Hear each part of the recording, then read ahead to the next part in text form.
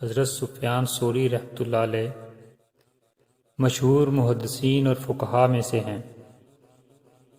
ملا علی قاری رحمۃ اللہ علیہ نے شمائل ترمذی کی شرح میں نقل کیا ہے، ایک مرتبہ خلیفہ وقت ابو جعفر منصور نے مکہ مکرمہ آنے کا ارادہ کیا۔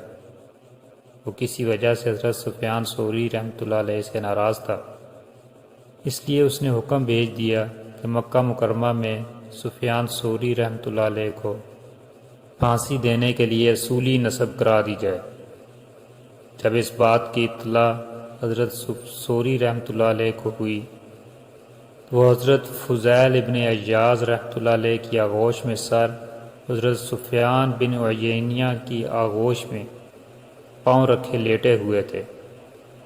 ان کے شاگردوں نے انہیں مشورہ دیا کہ وہ منصور کی آمد سے پہلے پہلے کہیں روپوش ہو جائیں، لیکن حضرت سفیان ثوری رحمۃ اللہ علیہ اطمینان سے اٹھے، مسجد حرام میں پہنچے اور غلاف کعبہ سے چمٹ کر کہنے لگے، خدایا اگر ابو جعفر منصور مکہ مکرمہ میں داخل ہوا تو میں بری ہوں گا۔